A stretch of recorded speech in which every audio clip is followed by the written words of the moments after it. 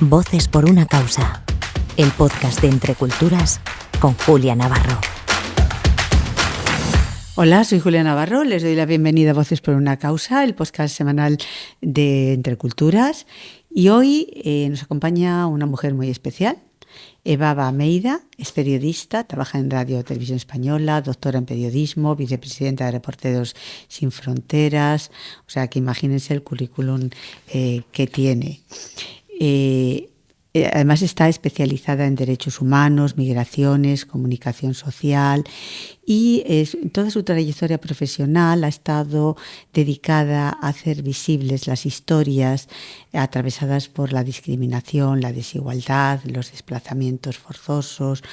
Ella es una adalid en la defensa de la libertad de prensa y en la necesidad de construir una comunicación más ética, más humana. Y una defensora, por supuesto, de la libertad de expresión, la libertad de prensa, pero siempre la encontrarán frente a los discursos del odio. Uh-huh. Y bueno, pues vamos a hablar con ella sobre el periodismo en una circunstancia mundial complicada. Yo creo que todas las circunstancias mundiales a lo largo de la historia han sido complicadas, pero bueno, esta es la nuestra, la que nos toca vivir y de la que vamos a hablar. A ver, Evaba, ¿por qué te dedicaste al periodismo? Un placer estar hoy aquí contigo en este espacio. Pues yo la verdad que no sé si desde muy pequeña quería ser periodista. Hay momentos claves que creo que tiene mucha culpa la radio, porque mis abuelos, que son nómadas en el Sáhara, siempre han viajado con un aparatito de radio y se movía con ellos, les acompañaba allá donde iban.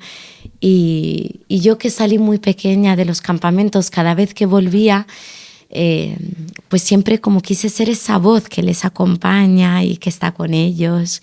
Y además que yo escuchaba que eran voces que hablaban en castellano, en francés. Entonces, no sé, en esos momentos quería estar como muy cerca, ¿no? Y contarles cosas que yo vivía desde lejos. Pero luego yo creo que con el tiempo, sobre todo en el instituto, cada vez que me preguntaban de dónde era, pues yo les decía, soy saharaui. Y ese ser saharaui tenía que ir acompañado de un papel en blanco para intentar hacer un mapa, ver dónde está el Sáhara, qué pasó con el Sáhara, dar como una clase de historia y geografía constantemente, ¿no? En todos los contextos. Y entonces allí me di cuenta que el Sáhara necesitaba ser contado, que necesitaba... Entonces recuerdo una conversación con mi padre que me dijo, me intentaba convencer a hacer medicina porque los campamentos y la situación humanitaria es tan complicada, tan difícil, que hacen falta médicos, pero que yo le dije, no, necesitamos periodistas. Mi pueblo necesita a periodistas. Y recuerdo que le dije a mi padre que muchas de las heridas y la enfermedad del silencio que estábamos sufriendo en el Sáhara se debía precisamente a que nuestra historia no se contaba.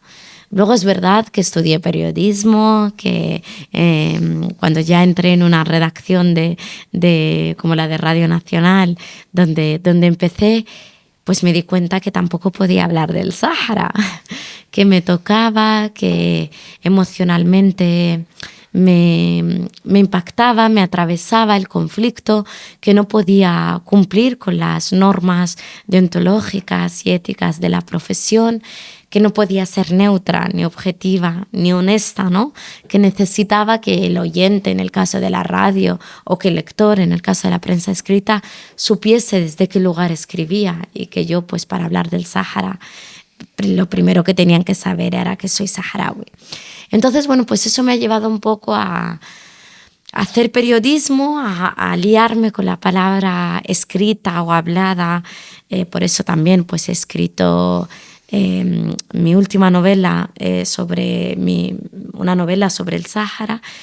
Pero sí que entendí que el periodismo tenía que contar estos otros contextos en los márgenes, conflictos, y por eso pues ahora me dedico a intentar contar ese mundo tan loco en el que vivimos. ¿Y la sociedad quiere escuchar?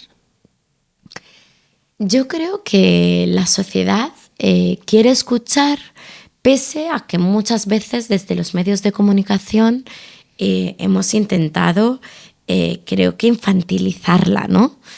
Yo estoy convencida de que hay una parte de la sociedad que necesita esa profundidad, necesita esas historias, quiere conocer lo que está pasando, pero quizás desde los medios de comunicación tenemos que replantearnos cómo estamos contando las cosas, ¿no? Creo que entre tanto ruido, tanta desinformación también, entre tanto caos, entre tanta polarización política, entre tanta crispación, pues yo creo que los medios solo nos puede salvar la calidad, la profundidad y las historias bien contadas para intentar atraer y hacer que esa sociedad nos escuche. A mí, ¿sabes una cosa que me preocupa? Que, claro, vivimos en un mundo no solamente polarizado, donde hay tantos conflictos, tantas tragedias, tanto dolor, que al final los que nos escuchan, los que nos leen, terminen un poco inmunizados y ya cuando les contamos algo horrible que pasa en cualquier lugar o aunque sea en la esquina de nuestra casa, ya estén como un poco inmunizados. Yo creo que la inmunidad... inmunizados no la inmunidad, sino inmunizados de decir, bueno, me cuentan tantas desgracias que ya no puedo focalizar mi atención y mis sentimientos o mis emociones en eso continuamente, porque si no es Sudán es Somalia, si no es Somalia es el Sáhara, si no es el Sáhara es Gaza, si no es Gaza es Ucrania. Entonces, a veces yo creo que la sociedad como que no puede absorber todo ese dolor y toda esa tragedia. Estoy totalmente de acuerdo contigo y creo que esta inmunidad también se debe un poco, se puede provocar por cuando contamos, cuando hay un bombardeo de imágenes, ¿no? Y eso nos pasa mucho ahora también con el scroll en redes sociales, ¿no? Que puedes pasar a ver vídeos de un bombardeo en Gaza, otro bombardeo en Líbano, pero de pronto una receta de cocina en menos de un minuto, ¿no? Y luego también cuando estalla un conflicto, ¿no? Lo vemos mucho en las teles, empezamos a dar imágenes. Y eso sí que puede provocar una inmunización por parte y que la gente no quiera seguir viendo esas imágenes o escuchando ese dolor. Pero por eso creo que tenemos que dosificar y tenemos que buscar una fórmula de poder contar estos conflictos, que muchas veces ya no es el vídeo, ya no es la imagen, ¿no? Como decíamos antes, y tú lo sabrás mejor que yo, antes se decía mucho que una imagen vale más que 1000 palabras, ¿no? Y que un vídeo era valiosísimo para crear conciencia y para tener impacto. Esto, por ejemplo, en el caso de Gaza, nos ha demostrado que ya no es así, porque la gente está viendo lo que está pasando en Gaza, o lo que está pasando en Líbano, o lo que está pasando en otros lugares del mundo. Pero es verdad que estas imágenes, ese bombardeo constante, ya no es una forma de contar un conflicto, ya no sirve. Entonces yo creo que allí, desde el periodismo, tenemos ese reto de ver qué contamos, cómo contamos. Por eso de ahí en intentar hacer una información un poco más reposada, más de calidad, ponerle rostro también, porque con esas imágenes muchas veces van muchos datos, ¿no? Y esos datos anestesian a la opinión pública. En periodismo, una historia es más potente que si cuentas, o sea, tú dices, ha habido miles de muertos, vale, miles de muertos no te caben en la cabeza, pero un muerto, una imagen, una sola historia, eso a veces es mucho más efectivo. Te quería preguntar, ¿cómo llegas a Reporteros Sin Fronteras? Pues a mí me contacta Edith Rodríguez Cachera a través de Macu de la Cruz, que también pues dos grandes periodistas, para un informe sobre libertad de prensa en el Sáhara, un desierto informativo. Y luego es verdad que yo allí les doy, mantenemos una entrevista y les cuento, ¿no? Pues la realidad sobre todo de las zonas ocupadas, donde desgraciadamente un lugar del que no entra ni sale información, y contactos también con periodistas que están allí, que se juegan la vida para intentar que salga algo de información a cuentagota.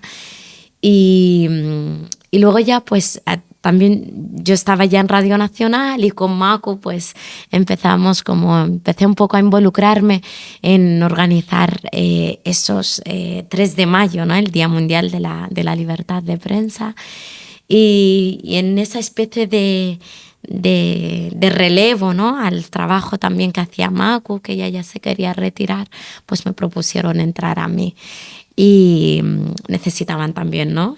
Gente joven, y la verdad es que nunca lo dudé, porque yo creo que con el periodismo, y tú lo sabes bien, adquieres como un compromiso, ¿no?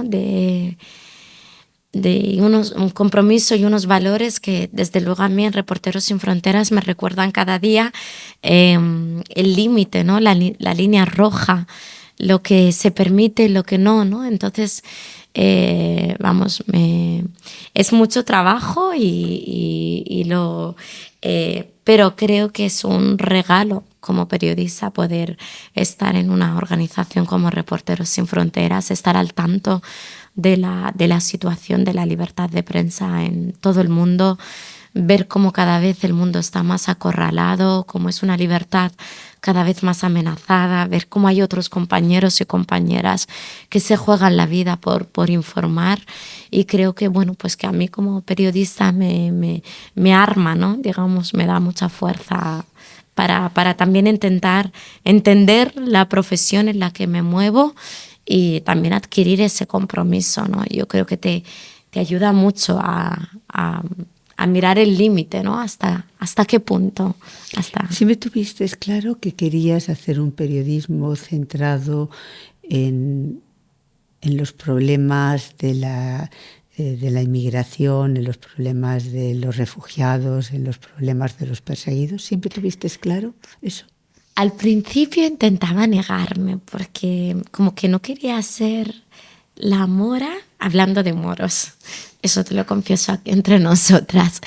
Pero al final es verdad que las primeras veces que a mí me mandan a cubrir cosas, mi primera cobertura fue la Ruta Canaria, después me mandaron también a Ceuta, Melilla. Yo creo que llamaba mucho la atención mi forma de contar las migraciones, ¿no? Y creo que eso era porque, claro, yo recuerdo que esa primera cobertura en Canarias, estar en un centro de menores no acompañados y escucharles, y en un momento parecía que estaba hablando con mi hermano pequeño, con mis primos en los campamentos. Me atravesaba mucho, pero también conectaba muy, muy rápido con esas personas. Luego también está el idioma, que eso, por ejemplo, me ha acercado mucho a las mujeres migrantes, el no tener una barrera idiomática, el no tener un filtro, ¿no? Un traductor al lado, pues eso también me ha permitido entablar conversaciones, entrevistas con mujeres que me han compartido muchas cosas. Y luego es verdad que intentar contar esas historias como me gustaría que contasen la mía, eso sí que me ha dado, pues creo que una personalidad propia, ¿no? En el periodismo, con toda la humildad del mundo, pero yo me preguntaba mucho por qué llamaba la atención, por qué premiaban mis trabajos, y creo que era por eso, ¿no? Y al final pues creo que es inevitable tener esa mirada propia por mi propia biografía, por mi contexto. También lo acepto, también es un reto, porque creo que el periodismo no es solo puedes tener un idioma, compartir idioma, contextos culturales con otras personas, pero no es suficiente. El periodismo tiene sus propias normas y también hay que cumplirlas. Y de hecho, cuando veo que hay una historia que me ha atravesado demasiado, pues hay que buscar poner distancia. Pero creo que sí, creo que vi que era capaz de poder contar estas historias y que tenía pues una mirada un poco más particular que por lo menos a mis jefes, mi jefa, sobre todo Estefanía de Antonio, le llamaba mucho la atención, ¿no? Y siempre me empujaba a contar estas historias. ¿Vuelves a menudo a los campamentos? Sí, yo en los campamentos tengo a mi familia, tengo a mi madre, a mi abuela, que bueno, mi abuela vive nómada, está más por el desierto de Mauritania, pero sí tengo a mis tías, vuelvo todos los años, estoy muy vinculada con lo que pasa allí, tengo a mis sobrinas, a mis hermanos. Sí. ¿Y no sientes esa... Yo creo que ese cariño especial que tienen los españoles hacia los saharauis? Sí, claro que lo siento. Que no tienen hacia otros lugares ni hacia otros conflictos, no. Pero yo sí creo que hay una especie de ligazón emocional con el pueblo saharaui. Yo eso lo he sentido sobre todo porque yo venía de Italia. Yo en Italia estuve 9 años viviendo y allí no sabía ni lo que era el Sáhara, ni dónde estaba el Sáhara. Y en la administración, en la burocracia, en el papeleo, todo era muchísimo más difícil, ¿no? No quiere decir que las cosas en España son más fáciles, pero es verdad que yo recuerdo que en el instituto nada más llegar, ¿dónde has nacido? En el Sáhara, pues ya ponían el Sáhara, ¿no? Los profesores, yo sí que desde que llegué a España sí que vi que había ese vínculo que hay entre los dos pueblos, ¿no? Y vi que hay una mirada de hermandad, ¿no? hacia los saharauis sin lugar a duda. Yo aquí me he sentido muy querida y cada vez que digo que soy saharaui es distinto. ¿No? Es como es porque formamos parte de la historia y de la memoria de este país. Claro, tenemos aunque a algunos políticos se lo olvida. Se les olvida con demasiada facilidad a todos. Te quería preguntar, se habla mucho de los discursos del odio. ¿Tú lo percibes así? ¿Crees que las redes sociales tienen un papel en ese sentido? Sí, yo creo que las redes sociales tienen un papel determinante, sobre todo en la escalada, en la velocidad y en la sofisticación, digamos, de estos discursos del odio. Todos los informes, por ejemplo, del Ministerio del Interior o de la Agencia de los Derechos Fundamentales de la Unión Europea, muestran que hay una tendencia al alza de estos discursos que conllevan también delitos de odio, especialmente en el racismo, la xenofobia o, por ejemplo, la islamofobia. Y en este sentido creo que las redes sociales se han convertido en ese canal en el que penetra con mucha facilidad, sin muchos filtros, con mucha rapidez ese discurso. Y entonces le han servido de acelerador y de megáfono perfecto, ¿no? De allí creo que necesitamos una legislación, unas políticas, ¿no? Para intentar, digamos, frenar esos algoritmos que lo que hacen es premiar la indignación y el conflicto, porque eso lo que genera es que estemos más en la pantalla. Así que es muy difícil y es un gran reto, creo, pero necesitamos también de políticas para intentar frenar ese discurso del odio. Yo soy más partidaria de la educación Totalmente. Que de la censura. Bueno, de la censura no soy en absolutamente. Es decir, creo que es más importante saber enfrentarte a esos discursos con argumentos que empezar a establecer censuras, porque se empieza con muy buenas intenciones y se termina censurando todo.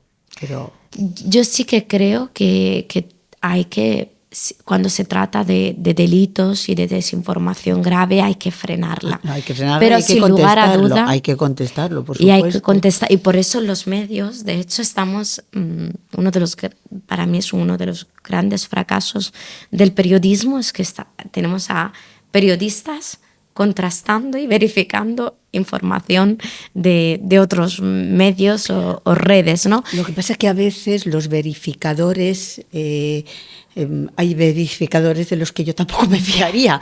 Entonces, sí, por eso digo que es un ecosistema muy estamos complicado. viviendo un momento muy complicado. Muy difícil, muy pero complicado. es fundamental lo que dices, Julia, de la educación. Es A mí me clave. parece fundamental. Es clave que eduquemos a nuestros hijos y a las nuevas generaciones sobre cómo deben informarse o cómo contrastar, ¿no? No solo seguir lo que quieren escuchar o seguir al influencer de turno que les dice lo que quieren escuchar, sino contrastar. A mí me parece muy importante verificar. Una educación en humanidades. Me parece que es importante el conocimiento de la historia para que ellos realmente tengan los instrumentos para hacerse una idea de qué sucede en el mundo y por qué sucede lo que sucede en el mundo y que saquen las conclusiones que quieran, pero la educación me parece la base para luchar contra el odio. Totalmente de acuerdo. Y eso hay que hacerlo en la escuela, desde que son pequeñitos. Y enseñarles a que tienen que ampliar la mirada. Totalmente, que no hay nadie diferente, que todos los seres humanos somos iguales.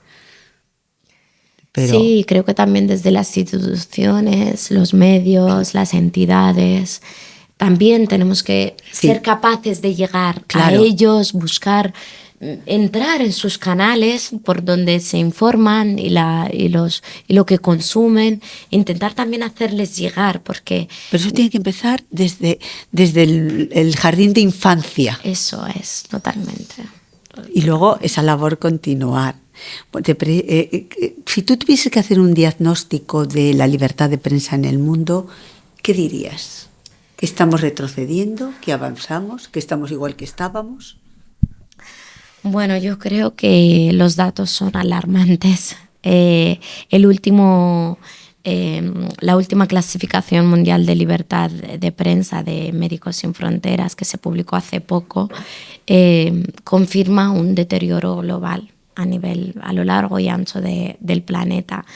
Creo que cada vez hay más asfixia a la prensa independiente, no solo por parte de los regímenes autoritarios, ¿no? Tradicionales, ¿no? China, Rusia, Irán, ¿no? Sino también en democracias que están consolidadas. Hay cada vez más presiones políticas, algo económico, demandas judiciales abusivas contra periodistas. Y luego, lo más preocupante, yo creo que también ha sido en los últimos tiempos, es la seguridad de los periodistas, que está bajo mínimos históricos, ¿no? Los conflictos recientes, sobre todo la masacre en Gaza o el Líbano, ¿no? Hemos visto como el chaleco de press ya no sirve para proteger, sino que señala y convierte al periodista en objetivo, ¿no? En una diana. Y eso es muy peligroso, porque eso nos aleja de conocer estas historias, y es un atentado contra el derecho a la información de la opinión pública mundial, ¿no?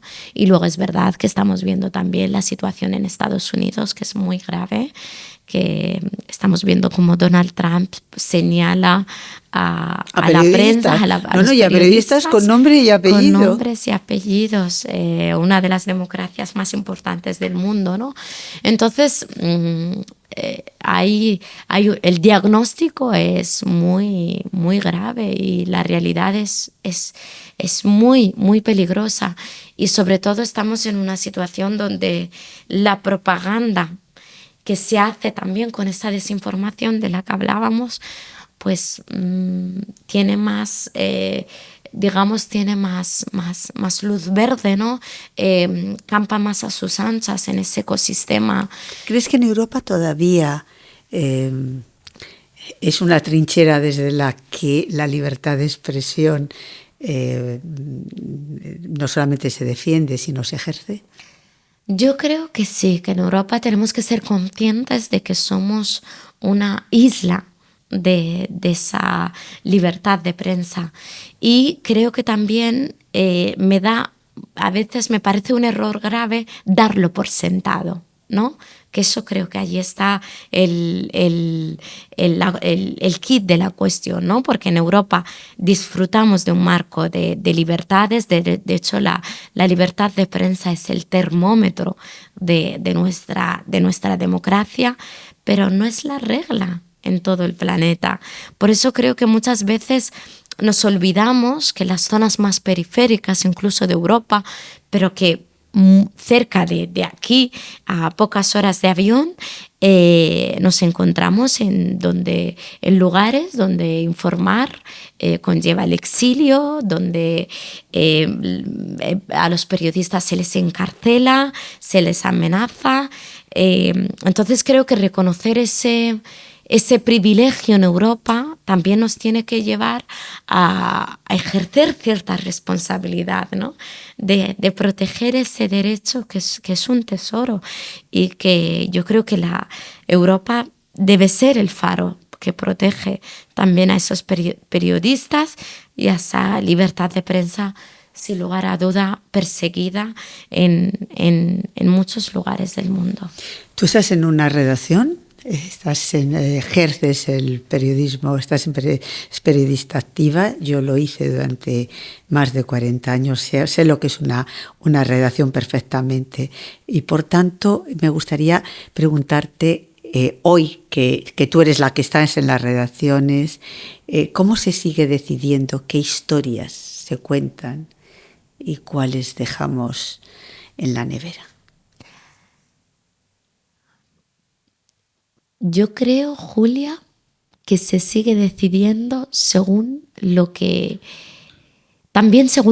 proponemos cada redactor. No sé si antes era así, pero yo lo que veo es que como periodistas también tenemos la responsabilidad de hablar con nuestros jefes, de defender un tema, pero también de proponer un enfoque, ¿no?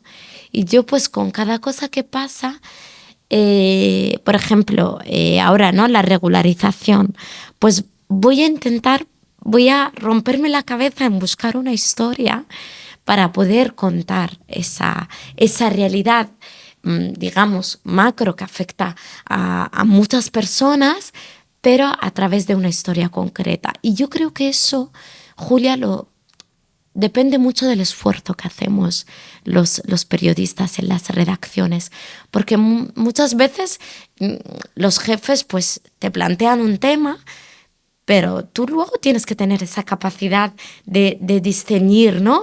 Dónde pesa más el dato, el contexto, el análisis, y dónde es necesario también poner rostro, ¿no? Digamos, y piel a estas historias. Creo que en las redacciones tenemos que lidiar, digamos, con ese equilibrio, ¿no? De esas noticias que muchas veces son marcadas por decisiones políticas, ¿no? Ese breaking news, algo que acaba de ocurrir y que hay que contar, pero luego esa profundidad y ese reposo y ese humanizar el dato también creo que viene muchas veces de cómo lo planteamos los propios redactores. No debería ser así, ¿no? A mí muchas veces me gustaría que naciese de los propios jefes de redacción, ¿no? Pero creo que también hay una responsabilidad de cada uno de nosotros, con la que también, pues tú luego sabes bien que tenemos que pelear, defender historias que muchas veces están en los márgenes, que parece que no tienen cabida, que no hay espacio para ellas. Y esa también es parte de nuestro trabajo. ¿Y cómo ves tu futuro? En el periodismo. ¿Y en la vida? No lo sé. No lo sé. La verdad que... ¿Has hecho un largo viaje? Sí, sí, pues no sé, ojalá pues que sea coherente, ojalá poder seguir disfrutando de ese trabajo que es un regalo, pero también es una responsabilidad. El periodismo es una profesión maravillosa, pero también es muy dura y no hay que romantizarla. Hay que trabajarla y defenderla cada día. Y ojalá mi generación sobre todo esté a la altura de este contexto tan difícil. A mí me encantaría jubilarme como periodista y bueno, pues el futuro, pues no lo sé, la verdad. Es muy difícil, ¿no? Imaginarse el futuro en tiempos de tanto ruido yo y creo oscuridad. Que siendo doctora en periodismo, vicepresidenta de Reporteros Sin Fronteras, en fin, parece que te llegarás a jubilar como periodista. Sí, lo que pasa es que tengo tanto Aparte miedo de la situación actual, no sé, veo tanto ruido y tanta oscuridad que a veces Esta profesión marca carácter, imprime carácter y no se deja nunca. Sí, ay, ojalá. No se deja nunca porque ella nunca te va a dejar. Sobre todo, ojalá tener esa fuerza y ese pulso que muchas veces es muy necesario y es muy importante. ¿Dónde te gustaría estar? ¿Qué te gustaría contar? Yo quiero seguir contando historias, me encanta hacer información internacional y sobre todo quiero seguir escribiendo, que he descubierto hace muy poco la literatura y me sirvió mucho para poder hablar de un conflicto como el saharaui.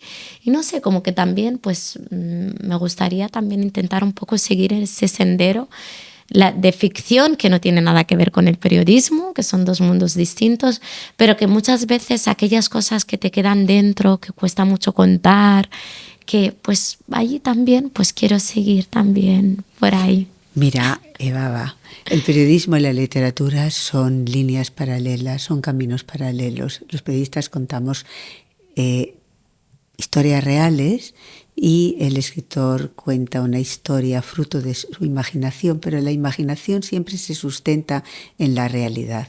Nos ayuda a completar la realidad. Por lo tanto, no te creas que cuando tú te sientas a escribir una historia para un libro te estás alejando tanto de lo que estás haciendo. Estoy convencida, la verdad. Gracias. Pues, no, gracias a ti, muchísimas gracias a todos ustedes por estar ahí, por escucharnos y por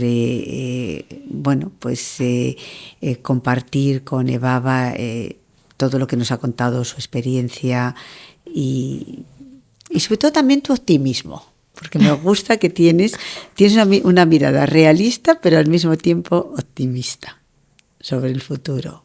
Muchas gracias. Muchas gracias, Julia. Y gracias también a todas las personas que nos habéis acompañado durante esta 10ª temporada del podcast.